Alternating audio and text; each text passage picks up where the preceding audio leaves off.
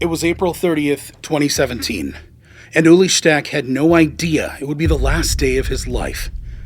The man who was celebrated as one of the most talented athletes in the world would make a single mistake, and that mistake would send him falling 3,000 feet through the freezing air. But this wasn't just any climbing accident. This is the story of a man who went from being worshipped as a superhuman athlete to becoming one of the most hated figures in mountaineering history in just 6 months. From hero sprinting the most dangerous mountain in Switzerland to being called a fraud, to angry Sherpa's ice axes fight, today I'm taking you inside the story of how the world's most beloved athlete became its most hated. Welcome to the Extreme Edge. Before we get into what happened on that mountain, quick question. Who's the most famous athlete you know? Tom Brady? Cristiano Ronaldo? These are household names. Athletes so dominant that even people who hate sports know who they are. But if you'd asked mountaineering fans that question after 2013, there was only one name on everyone's lips. Ueli Steck. Now, if you've never come across that name, you have to understand that this wasn't just another talented climber getting some recognition. This was a man who had captured the imagination of millions of people who had never even touched a mountain, and for good reason, too. Ueli was born on October 4th, 1976, as the third son to a coppersmith in the small town of Langnau in the Emmental Valley in Switzerland. His father worked with metal all day, coming home with blackened hands. His mother kept the house. They were regular working-class people raising 3 boys. Nothing about this family screamed future mountaineering legend. As a kid, Ueli played hockey and went on weekend ski tours with his father. Nothing extreme, just a dad teaching his boys how to move through snow, how to read the weather. But something about being in those mountains spoke to young Ueli. At 12, he joined the Swiss Alpine Club, which was basically Boy Scouts with crampons. Most kids went on the camping trips. Ueli went because the rock was calling him. That's when fate stepped in. A local guide named Fritz took teenage Ueli under his wing, but Fritz had some seriously old-school teaching methods. As Ueli would later tell Outside Magazine, Fritz threw me on the lead right away. I thought it was normal to climb 20 meters with just 2 pitons and instructions not to fall. While other kids were learning with modern safety gear, Ueli was basically free climbing routes that would terrify adult climbers. The crazy thing? It worked. By 17, Steck achieved the 9th difficulty rating in climbing. Most climbers never reach this level. Ueli hit it before he could vote. He quickly gained a reputation for climbing very fast and without fear, earning a spot on the Swiss junior national climbing team. But indoor competitions felt too controlled, too safe. Ueli wanted the real thing: rock, ice, and risk. Tiny detour on this chaos train. If you want more raw, uncut stories we can't show here, come join the Extreme community on Patreon. We'll see you on the real Extreme Edge. So Ueli started training obsessively, spending every weekend in the mountains, studying route maps like they were religious texts. While his friends were heading off to university, Ueli dropped out of his carpentry apprenticeship to chase what everyone else thought was a pipe dream: becoming a full-time climber. The truth is, most mountain climbers are rebels at heart. They're drawn to wild places and impossible goals, always pushing against the limits. But what truly separated Ueli from every other talented climber wasn't just his natural ability, it was his approach to training. See, while other climbers were hitting the gym maybe twice a week, Ueli was treating mountaineering like an Olympic sport. Every morning for over a decade, Ueli would be running straight up mountainsides before dawn. Not jogging, running. 1,000-foot vertical gains, in the dark, in winter, every single day. Ueli's commitment bordered on the spiritual. He trained with the dedication of a monk while living in a tiny apartment near Interlaken, spending every franc he had on climbing gear and expeditions. The results were undeniable. In 2004, he and his partner climbed 3 massive alpine peaks, the Eiger, Mönch, and Jungfrau, in just 25 hours. By 2005, Climb magazine named him one of the 3 best alpinists in Europe. The climbing world was taking notice, but Ueli was just getting started because in 2008, he would do something that would transform him from a talented climber into a living legend. In 2008, Ueli set his sights on the Eiger's north face, a wall so notorious it's literally called the Mordwand, or the Murder Wall. At nearly 6,000 feet high, it's claimed the lives of dozens of climbers and is considered one of the most dangerous routes in the world. Most experienced climbers take 2 or 3 days just to get up it, if they make it at all. And on February 13th, 2008, Ueli Steck didn't just climb the Eiger North Face, he sprinted up it alone in just 2 hours, 47 minutes, and 33 seconds from base to summit. In case you didn't get that, let me say it differently. Ueli ran up one of the world's deadliest mountains, a mountain many experienced climbers spend years preparing for, faster than most people run a marathon. The climbing world was stunned. Ueli had turned what was once considered a multi-day siege into a simple Sunday climb in a way that looked almost superhuman. Ueli Steck became a celebrity overnight. This was the Swiss machine. Here was a man who had turned mountaineering into an art form, combining the precision of a Swiss watchmaker with the heart of a warrior. But what really sent his popularity into the stratosphere was his unconventional approach to climbing.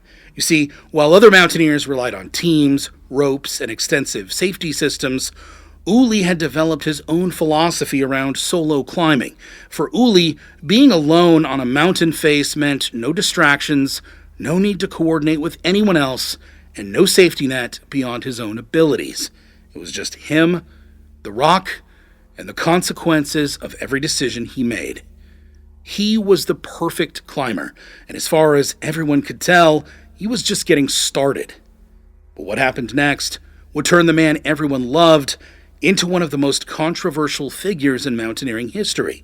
And it all started with a simple misunderstanding that spiraled completely out of control. It was April 2013, and Ueli was on top of the world. He was on top of his career. The climbing community was celebrating him as a living legend, and he was preparing for what would become his obsession, a project so ambitious it consumed his thoughts entirely. Like every serious climber, Ueli felt the magnetic pull of Everest. He said it himself in an interview. Of course, Everest is the highest mountain in the world, and as a climber, it attracts you. But Ueli wasn't interested in the crowded, commercialized circus that Everest had become. He had a vision, something that had never been done before. He wanted to climb Everest through the 1963 Hornbein West Ridge path that Americans Tom Hornbein and Willie Unsold had pioneered 50 years earlier, and no one had repeated after. And for good reason, too. This wasn't just any route. It was one of the most technical and dangerous ways to reach Everest's summit. Then, instead of descending, Ueli planned to traverse to neighboring Lhotse in one continuous push, all without supplemental oxygen. It was mountaineering madness, the kind of project that excited him beyond measure. Just thinking about this project is already enough to keep me pushing, he would say. For Ueli, even the process of dreaming about it, training for it, was already success. This wasn't some casual expedition. This was the project that would cement his legacy as the greatest mountaineer of his generation. So, he headed to the Himalayas in April 2013, teaming up with Italian mountaineer Simone Moro and British climber Jonathan Griffith. They were there to acclimatize and prepare before the planned Everest Lhotse traverse. After all, every detail mattered. Every step had to be perfect.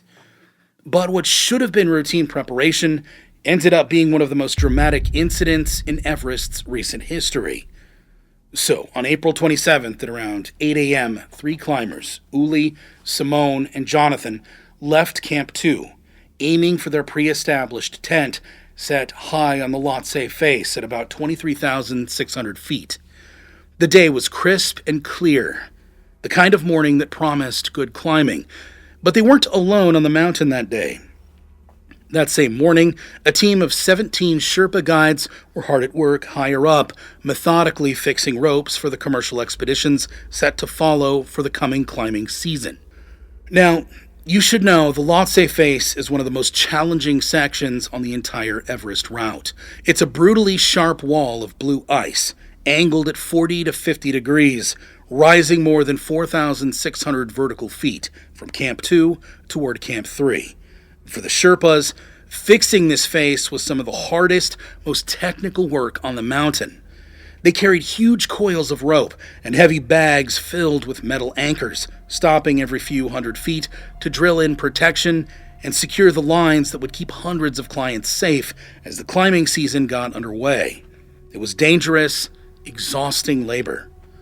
Ueli and his team, meanwhile, were climbing in classic alpine style, moving fast and light, weaving their way up and around the rope-fixing crew, carefully managing their own safety as they went.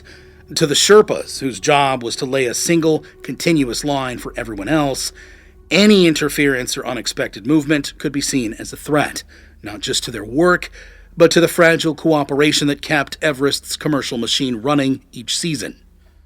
That's where the trouble started. The Sherpas had made it clear: no one climbs until the rope-fixing work is finished. This message had been communicated to all expedition teams at Camp 2, and the rule made a lot of sense. When you're hanging off ice axes, securing ropes on a near vertical face, having people climbing above you creates serious risks. Ice can be kicked loose, ropes can be interfered with, and people can die. But Ueli was used to the Alps, where he could rely entirely on his own skills and judgment. On the Eiger, if he wanted to sprint up the North Face solo, the only life at risk was his own. But Everest isn't the Alps. As Ueli himself would later explain, the Himalaya is totally different. Everything is different here. If you make a mistake, no question, you are dead. Here you cannot take a phone and call for help. In other words, in the Himalayas and on Everest, climbers depend completely on Sherpas. They weren't just guides you hire and ignore. They know the mountain's moods better than any Western climber ever could. When veteran Sherpa guides tell you to stop climbing, it's not a suggestion. It's a matter of life and death. But Ueli, Simone, and Jonathan were elite climbers who were used to making their own rules. They assured the Sherpas they wouldn't disturb the work and would take an independent route. To their credit, they climbed about 500 feet away from the rope-fixing team, staying entirely on snow to avoid knocking ice down onto the workers below. For the lead Sherpa, Mingma, this was already infuriating. These three climbers had been specifically told not to climb while his team was working. Every other team had respected this rule and stayed at Camp 2, but here were these Western climbers ignoring direct orders, climbing above his team while they're doing life-or-death work. To Mingma, this must have been the height of disrespect. It probably represented the image of rich foreign climbers thinking they were above the rules and that everyone else followed. But the real problem came when Ueli, Simone, and Jonathan reached the area where their tent was located. They had set up their tent earlier that day, about 65 feet to the side of where the Sherpas were working. To get to their own tent, they had to walk sideways across the steep face and step over the Sherpa rope lines. There was no way around it. It's like you're on the side of a building and your stuff is 65 feet to your right, but there's a rope stretched across your path. You have to step over that rope to get to your things. So Jonathan Griffith crossed first, carefully stepping over the rope, and he began walking sideways another 150 feet toward their tent. But when Ueli followed and stepped over the rope, Mingma saw them, and his anger exploded into pure rage. From Mingma's perspective, this was the final insult. Not only had these climbers ignored the climbing ban, but now they were stepping on his ropes, the very safety lines his team was risking their lives to install. In his mind, they were literally trampling on his work, treating his dangerous, essential job like it didn't matter. Clinging to the fixed rope with one hand to keep himself from falling down the face, Mingma, according to the climbers, began screaming and wildly brandishing his ice axe with his free hand. smashing it against the ice and gesturing aggressively while rappelling down toward Ueli at high speed. Now picture it if you can. You're Ueli Steck, unroped and balancing on a near vertical ice face at 23,000 feet. A furious man with a razor-sharp ice axe is rappelling directly toward you, shouting at the top of his lungs and swinging that deadly tool just feet from your head. If he collides with you, if that axe connects, you fall thousands of feet to your death. Ueli did what any climber would do. He put his hands up to absorb the impact and prevent the collision. But to Mi'kmaq, this looked like Ueli was grabbing him, touching him without permission. At that moment, with adrenaline pumping and oxygen-starved brains struggling to process what was happening, a safety reflex became interpreted as physical assault. "Why you touch me?" Mi'kmaq screamed at Ueli, accusing the three climbers of kicking ice down onto his team and injuring one of his colleagues. From Ueli's point of view, this seemed impossible. They'd been climbing far apart, nowhere near close enough to endanger the Sherpas below. But to Mi'kmaq, the Westerners had already shown they didn't respect Sherpa safety or work. Why wouldn't they also be careless about icefall? Distrust had been simmering for years on Everest between elite alpinists, who sometimes worked independently, and the Sherpa guides, whose responsibility was the safety of hundreds of paying clients each season. Now, to his credit, Ueli tried to calm things down, even offering to help finish the rope fixing work to Camp 3. Maybe he realized tensions were high, or maybe he just wanted to avoid drama and keep climbing. If things had ended there, this story would have become just a footnote in a difficult season. And if it might have ended there, maybe this story would have had a completely different ending. But then Simone Morrow, who by then had traversed around to join Ueli, made the fatal mistake that would ignite everything that followed. During the heated back and forth, with tensions already at a breaking point, Simone called one of the Sherpa men this word. All the words that came out from my mouth was wrong. I'm sorry. Yes. If you're not Nepali, it's hard to grasp just how bad that word is. It's one of the most offensive curses you can throw at someone, with connotations that go well beyond even the worst English language insults. And in his frustration and oxygen-starved state, Simone had delivered one of the worst possible insults in the Sherpa's own language, right to their faces. Whether or not he fully understood the impact, he had just crossed a cultural red line. Those words hit Mi'kmaq like a slap in the face. This wasn't just disrespect anymore. This was a direct, intentional insult from a foreigner who clearly knew exactly how offensive he was being. And what had so far been a tense misunderstanding became something far more personal and dangerous. Mi'kmaq ordered his entire 17-person team to abandon their rope-fixing work and descend to Camp 2. And word of the confrontation, and especially Simone's outburst, began spreading through the Sherpa community like wildfire. By the time they made it back to Camp 2, Ueli and Simone were facing something neither of them could have ever anticipated. Dozens of Sherpas had gathered at the camp, some with their faces covered. They were armed with rocks and ice axes, and they were furious. What had started as an argument between a handful of people on the mountain had transformed into something far more dangerous. Now, you might wonder why this situation escalated so quickly. Sherpas are usually not confrontational. They're renowned for their humility, calm, and patience under the harshest conditions. But Everest for years had been a pressure cooker where cultural misunderstandings, decades of accumulated tension, and a massive economic imbalance. For years, Sherpas had been swallowing their pride, biting their tongues, and accepting treatment that would be unthinkable anywhere else in the world. I mean, just think about it. The Sherpas actually performed the most dangerous work on Everest. The job of fixing ropes, carrying loads, setting up camps. They make 15 to 20 trips through deadly terrain, while Western climbers did it once. They have a death rate that made their job more dangerous than crab fishing in Alaska or being an infantry soldier in Iraq. Yet, They were being paid maybe $4,000 for an entire season, while Western guides collected $50,000 for the same work. And despite being the backbone of every single Everest expedition, they were still called helpers and assistants in the media. The foreign climbers got all the credit, all the fame, all the glory, while the Sherpas who made it possible remained invisible. To them, the situation was like, here were three wealthy European climbers ignoring direct orders, trampling on their work, and cursing at them in their own language. As one Nepali guide would later explain, there was a frustration that was a long time coming, held inside for many years, until finally something happened that was too much to tolerate. In other words, they were the straw that split the camel's back. When Ueli stepped out of his tent to try to talk, the Sherpas attacked. Rocks flew through the thin air. He was punched in the face, splitting his lip. A stone caught him in the head. Simone and Jonathan were also beaten and kicked. Death threats were shouted in multiple languages.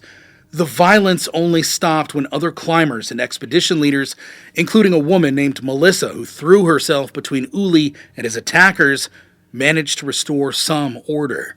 The three men barricaded themselves in their tents while negotiations took place outside. Eventually, the Sherpas delivered an ultimatum. The three climbers had 1 hour to pack their gear and leave the mountain. They were told to leave Everest that season.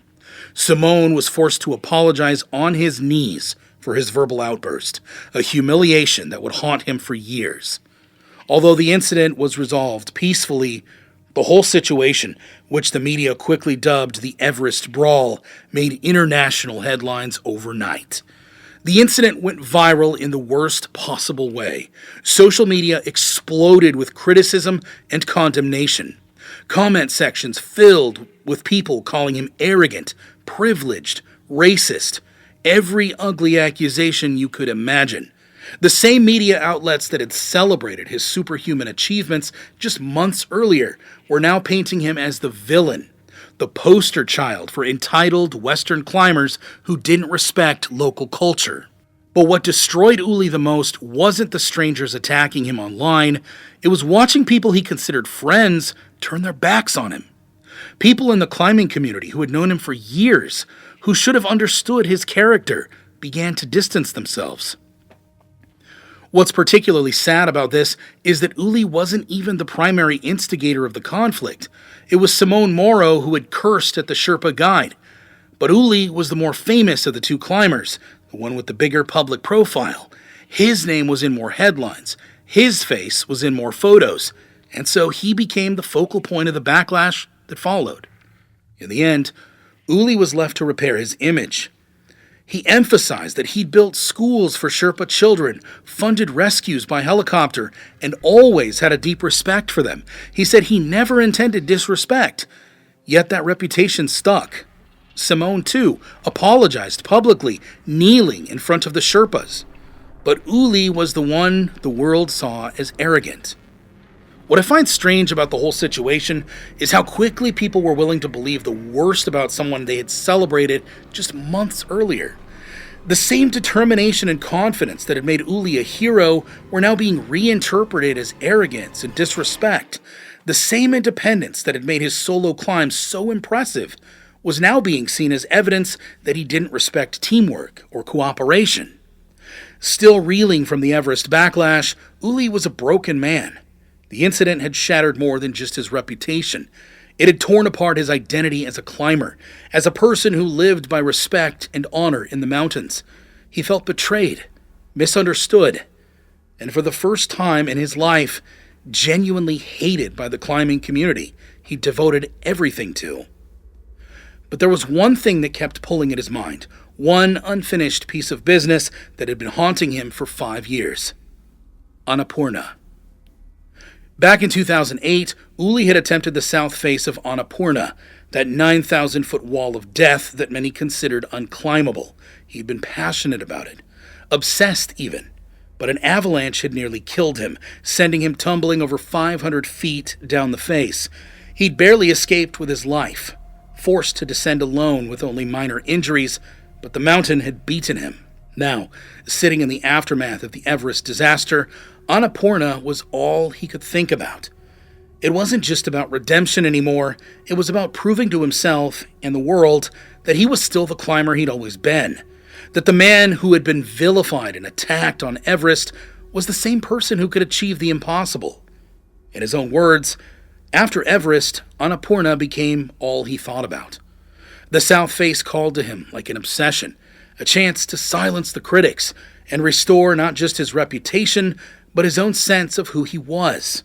So, in October 2013, just 6 months after the Everest brawl had made him one of the most controversial figures in mountaineering, Ueli headed to Nepal's Annapurna Massif. What he accomplished there would be historic. He became the first person to solo climb the south face of Annapurna. Okay, so let me paint you a picture of what this actually means, because unless you're a climber, you won't understand just how insane this is. While it's a no-brainer that Everest is extremely dangerous, some climbers think it's even more dangerous than Everest. I talked about the hidden dangers of Annapurna on my channel before. Annapurna's south face is 9,000 feet of vertical hell. It's not just the height, it's the route itself.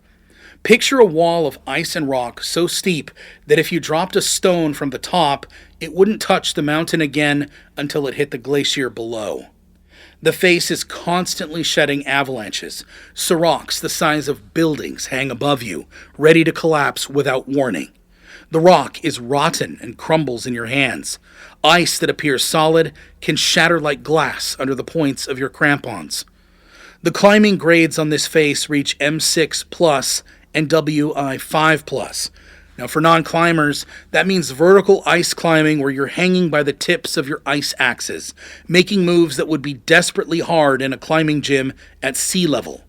Except Ueli was doing this at 23,000 feet, where there's literally half the oxygen you need to function. Your brain starts dying. Your muscles scream for oxygen that isn't there. Most people can barely walk at this altitude. But it gets worse. The crux sections require mixed climbing. That's where you're transitioning between rock and ice, using ice axes on a bare rock. Crampons scratching for purchase on holds the width of a credit card. One section forces you to climb overhanging ice for 200 feet. That's like doing pull-ups on icicles while wearing a 40-pound pack, except if your grip fails, you fall 5,000 feet. Ueli did it alone. No rope, no partner, no rescues possible. Just him, 2 ice axes, and 28 hours of the most sustained technical climbing ever done at altitude. Think about that. 28 straight hours of climbing where a single wrong move, a momentary lapse in concentration, or one piece of ice breaking off means instant death. No second chances, no room for error. The physical demands alone should have been impossible. At that altitude, your body is literally eating itself. You're burning 8,000 calories a day just breathing. Climbers regularly hallucinate from oxygen deprivation. Yet, Ueli had to maintain absolute precision on technical moves that would challenge elite climbers at sea level. The mental game, even more extreme.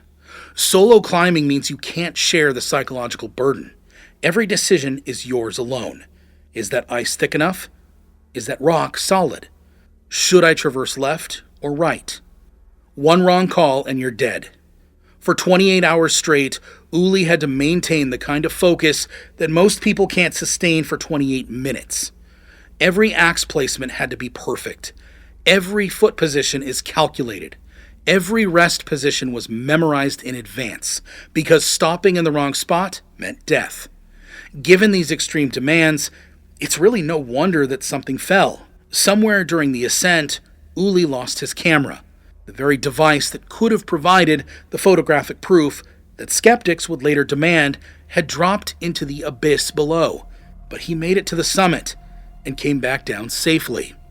When news broke that he'd actually done it, the climbing world went into shock. This wasn't just pushing boundaries, this was redefining what humans could survive. The achievement was so extreme, some people refused to believe it. How could anyone climb that death trap alone and live? After the shock came applause. He won the Pile d'Or, which is basically the Oscar of climbing. For a moment, it seemed like Ueli had silenced his critics and restored his reputation. But the damage from the Everest incident had already been done. The controversy had planted seeds of doubt about Ueli's character, and those doubts would soon metastasize into something far more damaging. Remember, his integrity had been questioned after the Everest brawl. People had called him arrogant, privileged, and disrespectful. So when skeptics in the climbing community started asking uncomfortable questions about his Annapurna achievement, those questions found fertile ground in a public that had already been primed to doubt him. The skeptics pointed to several factors that raised questions. First, there were very few photos from the summit itself. While Ueli had documented much of the climb, the critical evidence from the actual summit was limited. Second, his GPS data wasn't as comprehensive as some critics thought it should be for such a significant achievement. Third, the weather window he claimed to have used was extremely narrow, leading some to question whether he really had enough time to complete the route. The technical climbing required is at the absolute limits of human capability. Doing it alone, without backup, seemed almost impossible, even for someone of Ueli's abilities. Now, I want to be really clear here. These doubts were never proven. Ueli consistently maintained that he had reached the summit, and many respected climbers believed him. Several respected mountaineers came to his defense, arguing that questioning a fellow climber's word without solid evidence was a violation of climbing ethics. But in the mountaineering world, where trust and honesty are everything, even the suggestion of doubt can be devastating.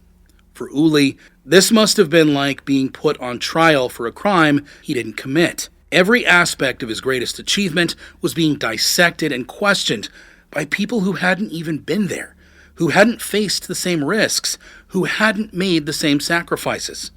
The stress was taking its toll. The man who had once seemed invincible was now defending his integrity on multiple fronts. The Everest incident had made him controversial. The combination was slowly destroying his reputation he had spent his entire career building. This brings us to April 30th, 2017, and the day that would end everything. Ueli was back in the Himalayas, back where he had always found peace and purpose. Despite everything that had happened, despite the controversy and the criticism, he was planning his most ambitious project yet, a traverse of both Everest and Lhotse without supplemental oxygen. But first, he needed to acclimatize. So at 4 a.m. on April 30th, 2017, Ueli Steck rolled out of his sleeping bag, his breath visible in the frigid pre-dawn darkness. At 17,600 feet above sea level, every breath was a conscious effort, but for Ueli, this was just another morning in paradise. He pulled on his climbing gear with the methodical precision of a man who had done this thousands of times before. Base layers, insulation, and a shell jacket. Crampons clicked against the rocky ground as he tested their bite. Everything had to be perfect. Not because today was dangerous, but because perfection was simply how Ueli Steck operated. The day's plan was embarrassingly simple for a man of his caliber. Quick acclimatization run up Mount Nuptse, Everest's 25,791-foot neighbor. Nothing extreme, just a tune-up for his real objective. And so, at exactly 4:30 a.m., as the stars still dominated the sky above the Himalayas, Ueli stepped out of base camp alongside French climber Yannick Graziani. For the first hour, the two men moved together through the familiar terrain of the Western Khum, that massive glacial valley that serves as the highway to the death zone. Their headlamps cut twin beams through the darkness as they navigated around crevasses the size of city buses. But Ueli Steck was never one to follow the crowd.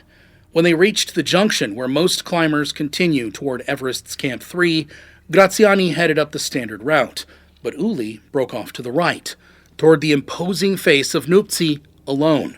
The last words between them were probably something routine. "See you back at base camp. Stay safe." The kind of casual goodbye you give someone when you expect to share a meal with them that evening. But neither knew what would happen after that parting. As dawn began to paint the peaks in shades of gold and pink, scattered expedition members and Sherpa guides around the valley caught glimpses of a lone figure moving up the Nuptse face. Even from miles away, they could tell it was Ueli by the speed, that unmistakable efficiency that had earned him the nickname Swiss Machine. He was dressed for a beautiful Himalayan day. Sunshine, clear skies, perfect visibility. The kind of conditions that make you forget mountains can kill you in an instant. Witnesses would later note something strange, though. They didn't see gloves on his hands. For a man obsessed with safety and precision, this detail would haunt investigators later. Upon that wall of ice and rock, approximately 1,000 feet below Nuptse's summit, Ueli was moving through terrain he could probably climb blindfolded. This wasn't even difficult climbing for him, maybe grade 3 or 4 terrain, the equivalent of a recreational jog for us normal humans. But mountains don't care about your resume. So what happened next will forever remain a mystery locked in the ice and stone of Nuptse. Did a crampon spike catch in his clothing, sending him off balance? Did a piece of seemingly solid ice suddenly give way under his weight? Was it equipment failure? A carabiner gate opening at the worst possible moment? A crampon binding or breaking? Or was it simply human error? A momentary lapse in concentration? A misplaced foot? A split-second decision that went catastrophically wrong? We'll never know. What we do know is this. Ueli Steck, the man who had soloed death traps that terrified other world-class climbers, fell 3,300 feet through the thin air of the Himalayas. To put that in perspective, imagine falling from the observation deck of the Empire State Building. But instead, it's in an environment where your brain is starved of oxygen, where the cold can kill you in minutes, where the impact is onto a glacier instead of concrete. The Swiss machine was falling toward his death, and there was nothing he could do to stop it. Meanwhile, at that time, several teams were scattered around the valley, going about their morning routines.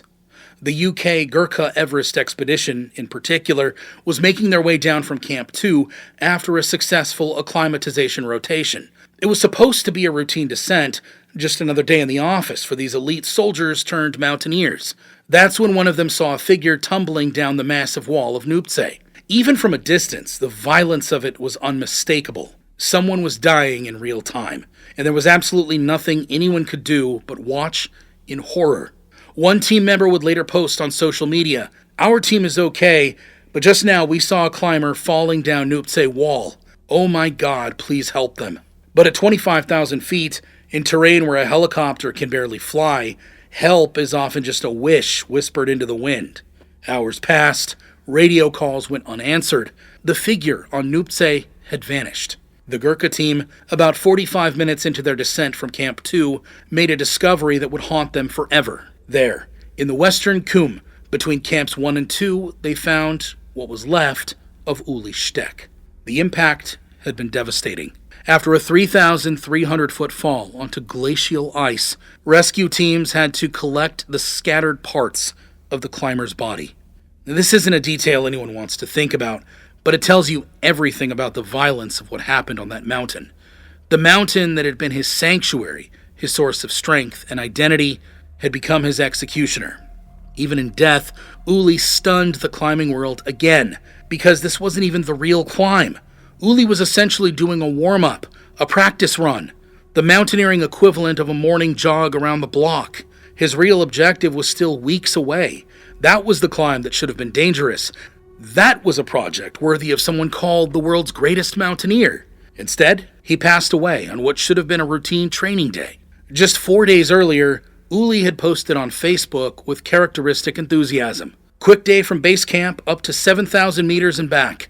I love it. It's such a great place here. I still believe in active acclimatization. That is way more effective than spending nights up in the altitude." He was excited. He was in the best shape of his life. According to friends, he was happier than he'd been in years, finally ready to silence his critics with one definitive achievement. And it all ended with one practice climb. But here's what really strikes me about Ueli's story and why it matters far beyond the world of climbing. It's not about a man chasing records or daring routes.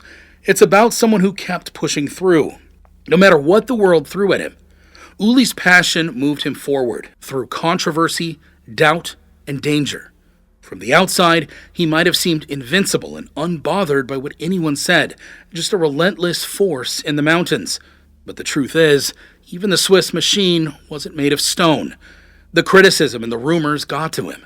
He felt it when friends turned away, when people questioned his word, when headlines painted him as someone he knew he wasn't. He kept going, but he was human, flawed, determined, and carrying the weight of everything people expected him to be. His story is about what it really means to chase your passion, even when the world is against you. So how do we remember Ueli Steck? As the Swiss machine who redefined what was possible in mountaineering?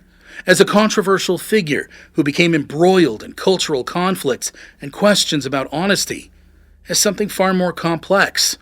Will we remember that he was a human being who achieved extraordinary things but paid an extraordinary price for his ambition? I think the answer is all of the above. Ueli's story is a reminder that the people we put on a pedestal are still human. The athletes and adventurers we celebrate for their superhuman achievements are just people with their own flaws, their own struggles, and their own moments of poor judgment. The courage Ueli showed in pursuing his climbing dreams, even when the world had turned against him, is remarkable. While his story ended in tragedy, it reminds me how human ambition can drive us to achieve incredible things. That same ambition can also cost us everything we hold dear. Thanks for watching, and I'll see you in the next one. Stay bold and live brave.